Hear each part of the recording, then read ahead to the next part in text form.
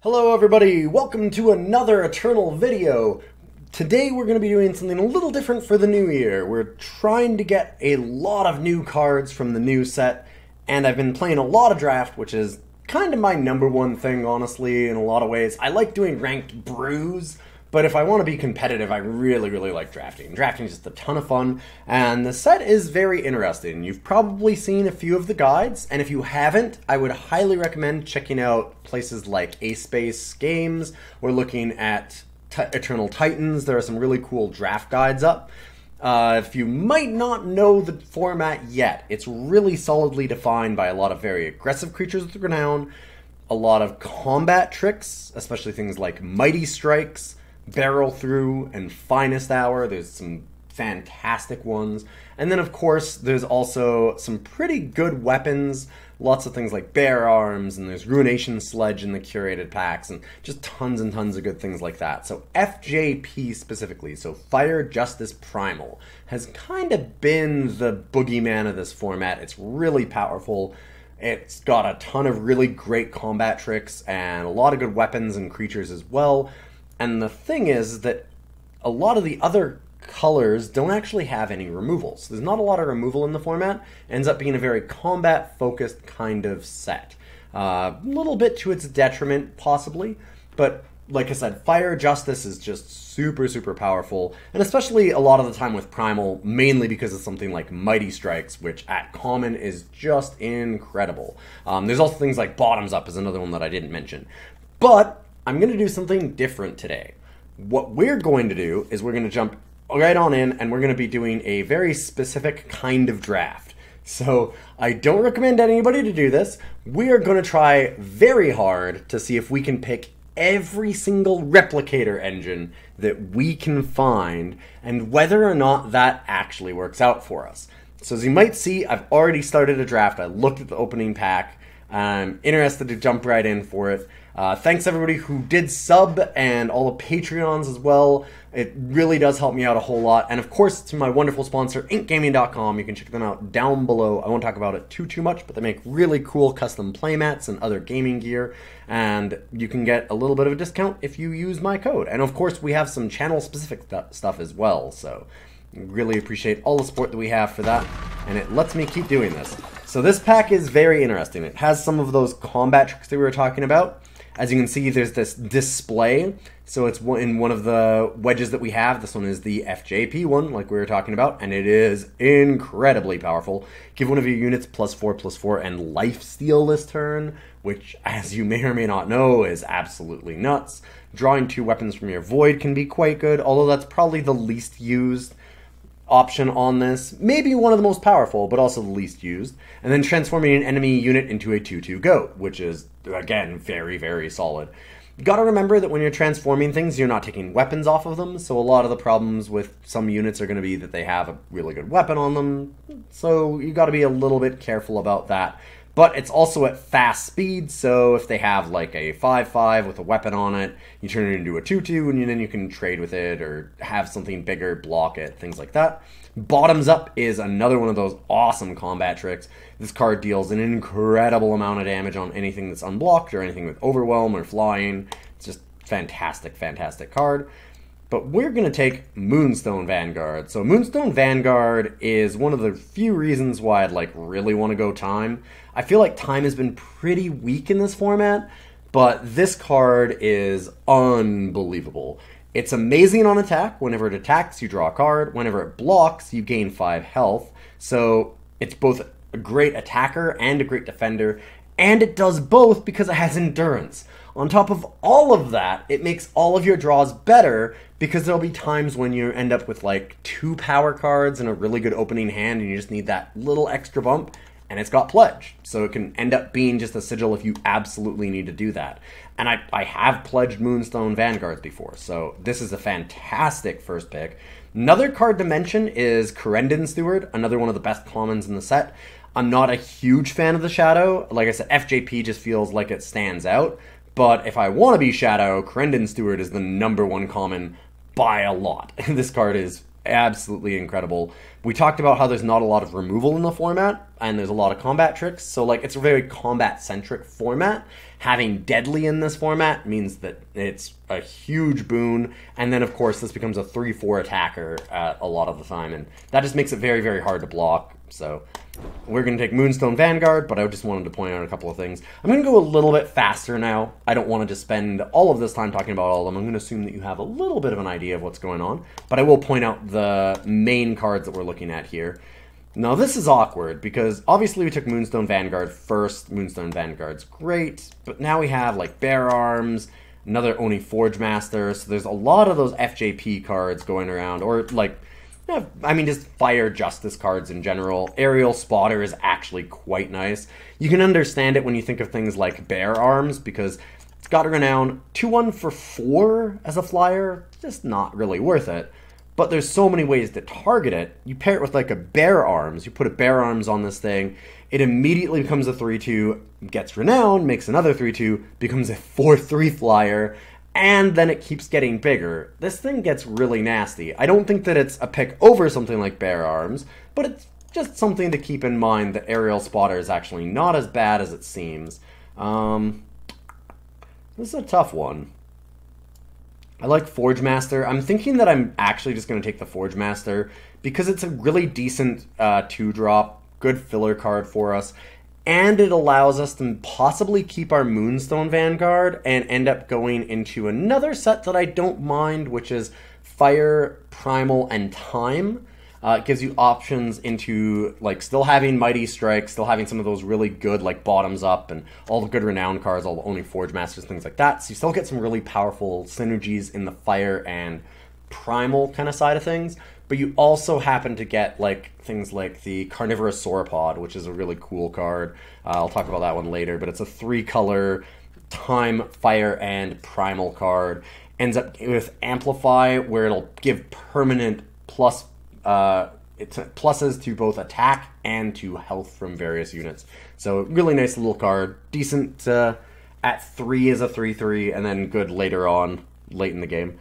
Look at Fireheart Recruit, just has Pledge and Quick Draw is really good in the format. If you're putting a lot of weapons on things, or you're using a lot of combat tricks, having Quick Draw is obviously pretty awesome, so I don't mind just taking Fireheart Recruit here. Acantha's Outrider could be good as well. Pack Beast isn't the worst, but I'm worried that we're not getting anything super amazing in Time right now. There's not a lot that is super amazing in Time, in my opinion. So I'm going to take the Fireheart Recruit and see what happens. And there's that Carnivorous Sauropod I was talking about. So you amplify for 4, and you give one of your other units +4/+4. Key thing to note is it doesn't say until end of turn. That's just a permanent stat boost. So good thing to remember with that one. I'm thinking that I might take this Pack Beast over the Sauropod, though. Gives us a little bit of a way to ramp up. It's a pretty decent just like early play. Generally, too, if you're ending up looking at 2 cards that are even vaguely close, you want the cheaper one. This is also in a color that we're not 100% invested in yet. I don't have to be Primal. We have not seen any of the Replicator engines that I was looking for. I wanted to see if there was a chance to do like more of a controlling Replicator engine value deck, and I thought the Moonstone Vanguard would also be a really good way to do that. So I was excited to start this, but we're not really getting the cards for it. Third option here is actually Token of Honor, because it still gives us both Fire and Primal fixing, so even if we don't end up in these specific 3 colors, and we still end up playing Moonstone Vanguard, it's actually still fixing for us most of the time. I think I'm going to take the Sauropod, though, and kind of cement my claim to these colors. Be Gone is actually not terrible. I don't mind it. It's a nice little tempo swing here. Plus, like I said, there's a lot of things with weapons. You don't mind just getting rid of those. So it's a nice way to kind of counter like a bunch of Bear Arms and things like that. I could take Token of Honor instead as that fixing. And I think Begons will come around fairly late. I wouldn't mind just making sure that I can actually play all of the cards that I'm taking here. So I'm going to take the Token. Fixing is pretty important in the format. We now have Kasol Diplomat, a Pack Beast. There's Honeypot, which can work for our deck. We are in these colors. We don't have any relics yet, though. Deals damage to an enemy unit with one and whatever relic you have, which kind of hard to make go off. I think we're just going to go with a pack beast. Another token of honor. They're getting a lot of fixing in those colors. There is another Fireheart recruit too, though. And I'm a really big sucker for pledge. It just makes our power base so awesome. And it's really free to do. So I'm going to take another Fireheart recruit here. Currently we're just Praxis, really. Chancellor's Horn is a lot of text for not a whole lot of anything. It just gives you a little bit of life every single time that you play a power card, and then you take 5 uses to actually draw a unit of your choice. And it's not play the unit of your choice, it's just draw it. So you're looking at turn 7 at the absolute earliest just to draw a unit. That's just not worth it. Magnetic Sentinel is interesting. It's very, very strong when it comes into play, but it should be because it costs 8. So yeah, if there was some way for us to realistically amplify out like a bunch of extra power cards, if we had like Awaken the Ancients is what I'm thinking of, which is the amplify, get a sigil from your deck. Maybe we could try and go with Magnetic Sentinel. Right here I'm just going to go with Master Cartographer. We now have Research Assistant, which does fix us for both of our colors. There's also Surikoko Glider. Not a bad card. I've seen it do quite a bit of work. It's really nice if it actually has flying. The problem, of course, being that you have to have a relic for it, which is a little bit tougher. Research Assistant is fine, but it's not amazing. So I think I might go for the Glider and see if we can make something of that. Fledgling Avasar is not wonderful, but nor is Reinforced Tower Shield. It is a relic weapon, so it's possible for us to use it just to get something like a Glider online, but I'll take the Avasar. Not super happy about it. Reclusive Scholar gets us a Cobalt Ring, so that is actually going to be a relic for us, not the worst thing for us to grab. And now we have Torgov, Ice Cap Trader. Jumps out at me right away, very nice little card. A lot of decent, like, Fire Justice cards again. Oni Ronin, Crown Watch Longsword, Bright Mace Paladin. I think that Dragon Breath is actually really awesome for our deck. We get a lot of value out of it. With being time, we can play some bigger units than a lot of the other decks can. It's funny, I thought that this card would be best in FJP at first, because of the fact that there's so many Renown things, and it does actually trigger Renown. You target the unit that you're mentoring, or the student rather, and then you also target whatever you're dealing damage to, so that's kind of a cool little combo that you can both trigger Renown and possibly kill something. Problem being that it ends up that most of the time you want to be attacking with units in that deck, and a lot of your units are things like Oni Forge Masters when you're talking about Renown units, and that doesn't really work that well with Dragon Breath. It's just 2 damage, so it's not incredible. It works a little bit better with a lot of time, because a lot of time actually has all of the deadly units, and it has a lot of the bigger units. So I found it a little bit more useful there. I kind of want to take Torgov, but I'm tempted by Dragon Breath. Dragon Breath is also really good with Moonstone Vanguard. That being said, that's just because Moonstone Vanguard's just great on its own. Like, Moonstone Vanguard's good with everything, so I probably shouldn't be looking at that. I'm a little bit worried about the double cost is the big thing. I'll take it anyways. It's a powerful enough card, I should definitely be going for it. I mean, just a 4/5 for 4 alone is already awesome, and then all the extras are just sweet bonuses. Mirror Image is a card that a lot of people would take here, but I'm really not impressed with it. It's not bad necessarily, but it's one of those kind of win more cards. You have to be ahead on board, or at least at worst in a pretty decent like race situation for it to be good, because you have to have a really nice unit to want to copy already, and if you're behind, it's just not doing anything. There's a lot of turns where it just ends up stuck in your hand.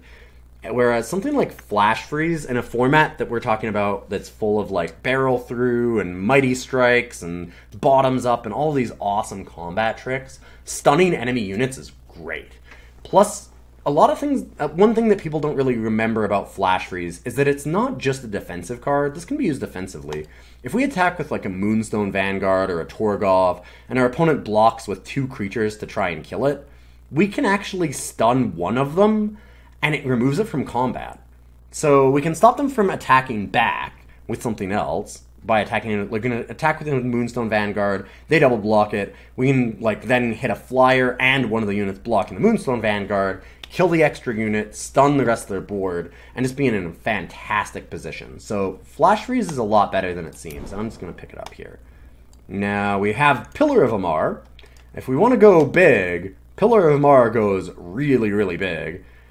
We've got a lot of low-end stuff. I don't mind taking a 7-drop at this point, and we did want to be a little bit more of a control deck, so I'm going to try and take the Pillar of Amar and see what happens. You know, this is a card that I'm actually really impressed with in this format specifically. This format is so much about combat and relics that Infinite Hourglass is a lot better than it seems. I don't think it's incredible, but I didn't like it at all in a lot of the older formats because it was good sometimes, but it never felt like it was quite worth a card. And now I think that it is. There's enough synergies with it, and the format's so based around combat and racing that I think that Infinite Hourglass has enough of an upgrade that it's probably worth it here. Problem is that it is against Skycrag Banner, and fixing is super important for us, so this is a tough choice. We don't really have any relics yet, but we also don't really have anything that matters with relics, only the Sirocco Glider. So I don't know. This is a tough one. A really tough one, honestly.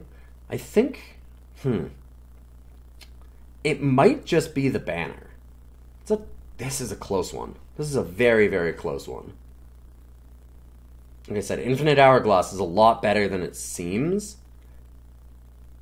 So,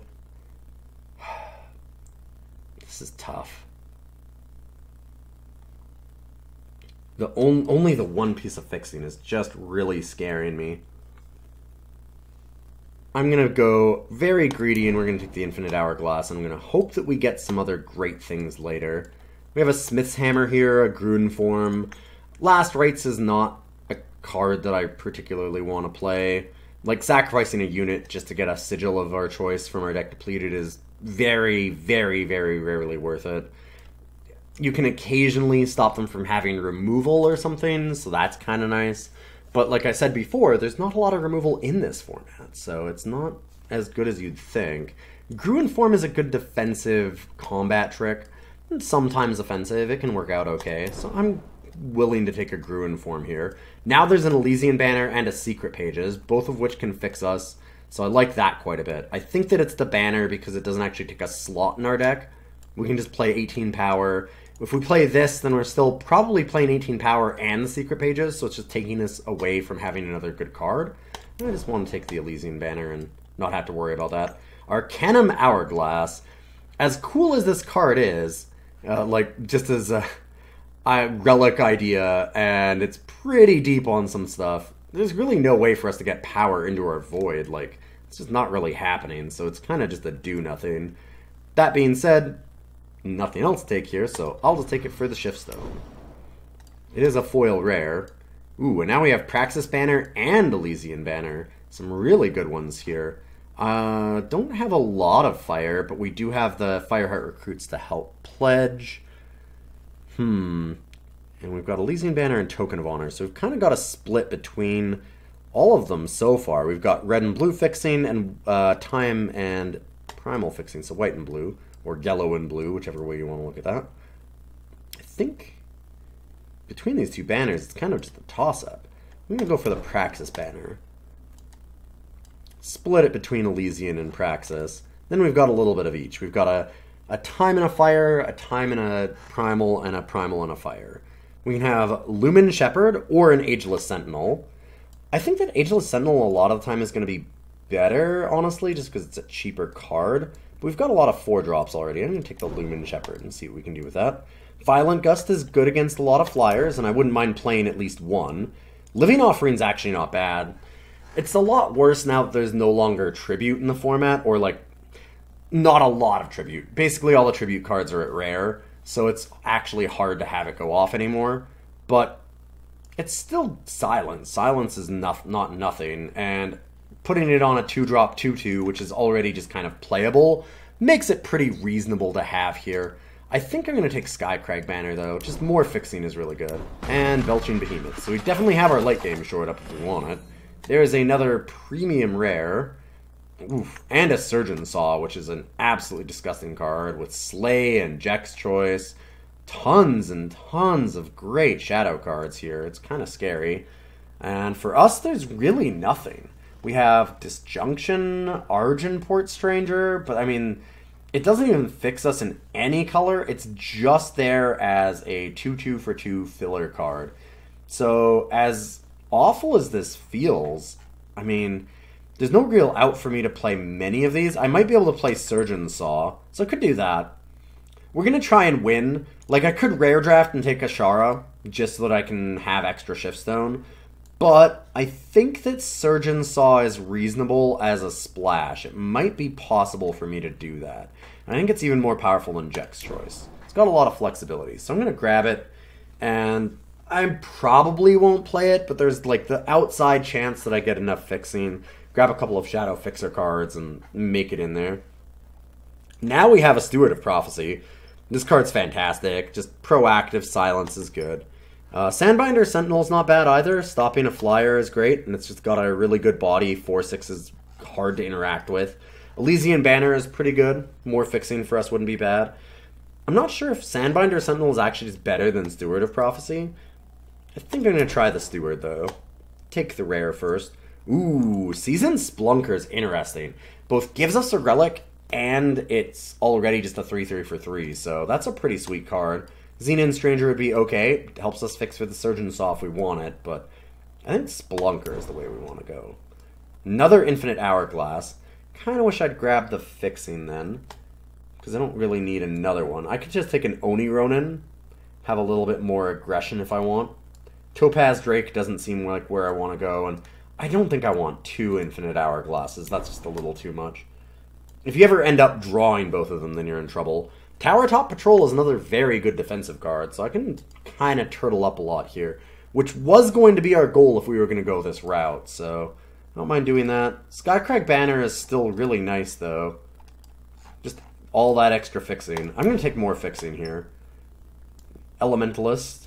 We have Stone Scar Banner to help us if we want to play Surgeon Saw, and it's a powerful card. There's a lot of draw to trying to do that. There is still an out for us to just not be fire at all, too. I mean, we have only 5 cards that are in fire, and not all of them are super amazing. We have a lot of fixing, so that does help us want to play some things, but we could always just splash Carnivorous Sauropod and not have to worry about Fireheart Recruit, Forge Master, and Oni Ronin.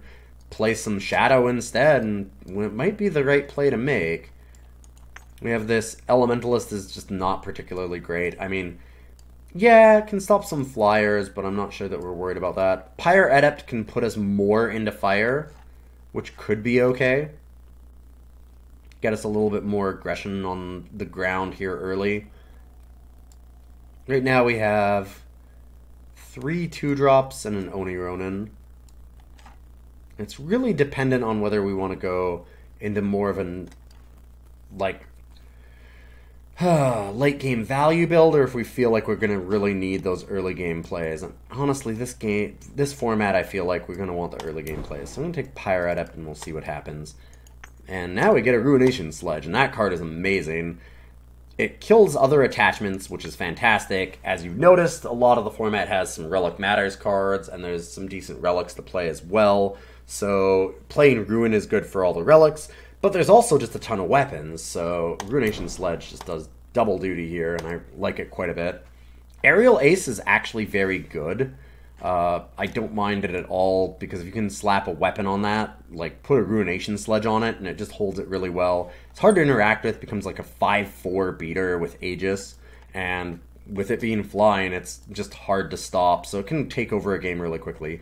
That being said, you do need some way to pump it, because it's a 2/3, it's just not that great. Grenadin Drone could be okay as well. Just another early game play. I'm going to take the Ace, though. I feel like we're just a little bit slower than wanting a Grenadin Drone here. And now, none of these cards really matter. We're not going to bother with, like, a Barkeep's Friend ever. It's just really not worth it. I guess we'll just take that for Shiftstone. It's an uncommon. And a Praxis Banner. Last Right's not terrible, but obviously a banner is much, much better than that. And, I mean, well, Last Rights is actually pretty terrible. I don't know why I said it wasn't terrible. Ooh.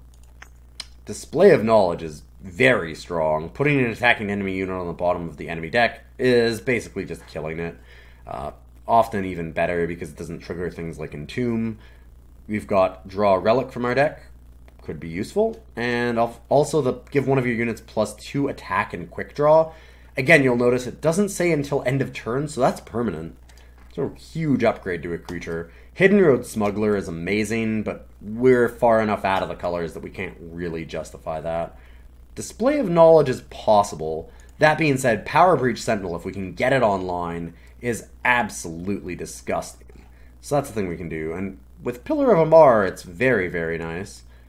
So I might just go for the Power Breach here and try and be a little bit more defensive. We have not seen a single engine, which is kind of annoying, but I thought it might happen. It's one of those things. We've got a Shingane Forge, which works for relics and works for our colors as well. Awaken the Ages. Sorry, it wasn't Awaken the Ancients. Awaken the Ages is the card that I was thinking of.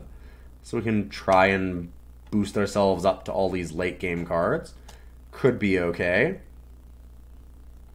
Barrel through here for that FJP deck. Just a fantastic card. Incredibly enough, Finest Hour is still just amazing, even if it costs 2. And it being fixing is just all upside. I kind of want the Forge. It's a slow value card, but we're kind of about slow value.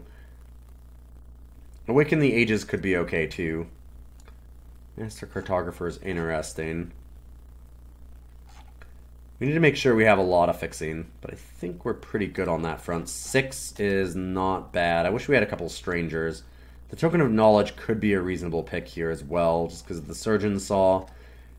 And just that I'm worried that we have like a lot of Elysian cards, so a lot of Primal and a lot of Time. But then our early game is all of our Fire, so that means we need to actually run a lot of Fire, despite it maybe being the color that we have the least of. And that does scare me a bit. I'm going to take the Forge anyways. We'll see what happens. There's our first Replicator engine if we want it. At this point, that ship's really kind of sailed. I'm not sure that we can do it. I've really wanted to, but it's going to be tough. Like, we need 2 or 3 more for it to actually be a thing at this point. And we haven't seen a single one. I don't know. We did say that it was our attempt at it. Now, I wanted to say that I was going to force it. So, you know what? Replicator engine it is. And there's a second.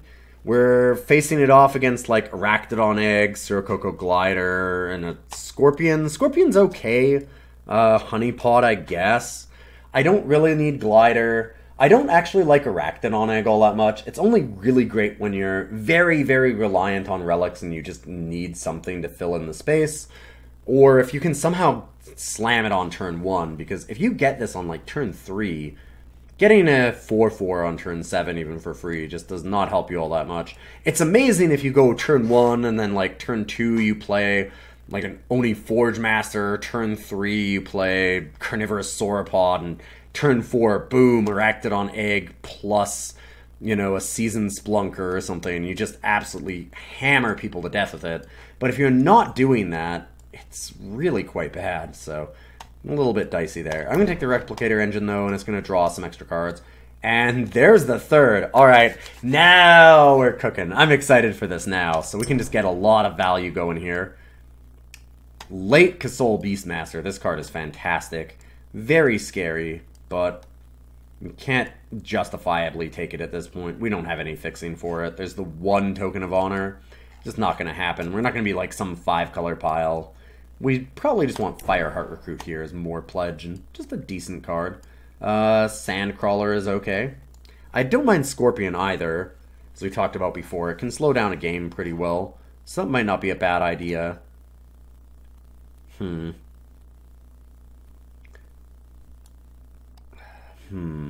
Scorpion versus Sandcrawler. I'm going to take the Scorpion, actually. And now there's Surveiller or a Mischief Yeti. Surveiller is actually not as bad as I thought it would be, just because there are a lot of combat tricks, like we said in the format, and all these weapons. And having a high attack, then, isn't actually terrible, because if you put something like Mighty Strikes on this bad boy, it's hard for them to really stop it, and it just deals a ton of damage. And Pledge is really powerful. I don't love it, but it's a decent enough filler card. That being said, we're not the deck that's actually trying to be super aggressive. We don't have, you know, the Bear Arms. We don't have the Mighty Strikes. We don't have things like Stalwart Shield, which actually makes it pretty awesome. But we're just going to take Mischief Yeti then. So now we have a Token of Honor, so a little more fixing. Court Mage. Court Mage is a good blocker for us. We don't have a ton of 4-drops. And it's got that Pledge, so I don't mind taking that. Frost Talisman. It's a relic, and it also does some stunning and drawing us extra cards. It's not an incredible card, but it's certainly worth looking at here anyways.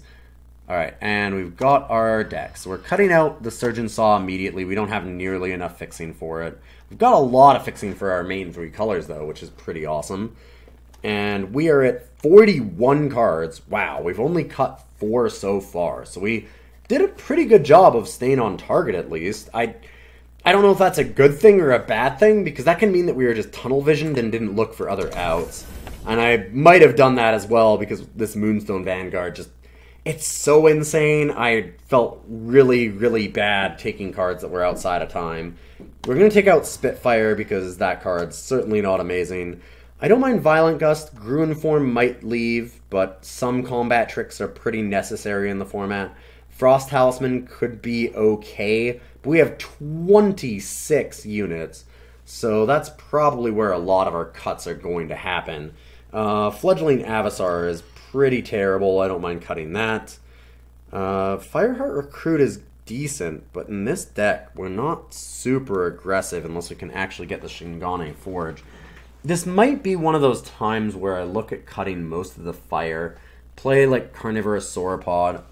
If we've got 39, 7 power, how do we think about this? We can play like Sledge, maybe even Forge late game. Cut the Oni Ronin, cut the Forge Master, cut all of the recruits. That gives us 18 power. Gives us a decent curve. I wouldn't mind seeing a little more in the way of 2-drops, but this is okay, because a lot of our stuff is decently defensive. All the Court Mages and Reclusive Scholars can maybe give our opponents a bit of a hard time to get over. So we're going to try and rely on that a little bit. Infinite Hourglass also doing a decent job of helping us stay defensive here. Oh, we've got Pyre Adept as well. We don't want Pyre Adept in here. So we'd need to play another card for sure. Do we have anything relevant besides maybe just the putting back in a Fireheart Recruit? Put one in for now, and then we'll just kind of keep looking. But this actually feels a little bit better. All the fire cards we have are pretty aggressive, and we don't really have the means to do that. I don't think Fledgling Avasar is better than Fireheart Recruit, even though it's in a more main color.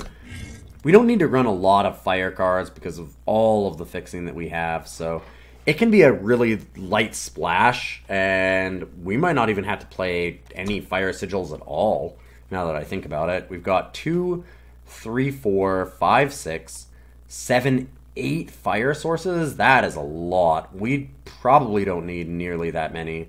We can possibly get away with 6 and just not play any, just rely entirely on the banners and like Fireheart Recruit itself if we really want to.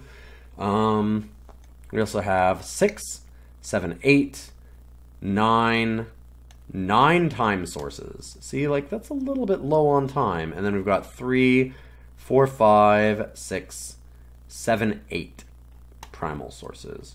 I'm going to go down on these. So we've got 6, and then instead this is now 10 and 9. So 10, 9, and 6 feels a little bit more reasonable to me. With only 4 fire cards, I think that 6 sources is actually just fine. Sure, we have Shingane Forge at 5, but at 5 we should often have double fire. I think we're okay that way. I wish we had a couple of strangers to help fix this, but this seems decent. 18 power is certainly necessary. Almost just want to go 19. I wish we had like a Seek Power. Seek Power, or, oh man, it'd be amazing if we had a Cargo. But with Pillar of Amar and like Power Breach Sentinel, Lumen Shepherd, Moonstone Vanguard, like we really need to get up to 5 and 7. And we need 18, almost 19 power to run all of that. This is a weird format in that even the aggressive decks, I've normally advocated for a lot less power, but the aggressive decks tend to even be 3 colors, and that just means that you want to play a little bit more power so that you can make sure that your mana base actually just works out and you can play all of your cards on time. So I'm going to run this through and we'll see how it goes. Let's get this on the road.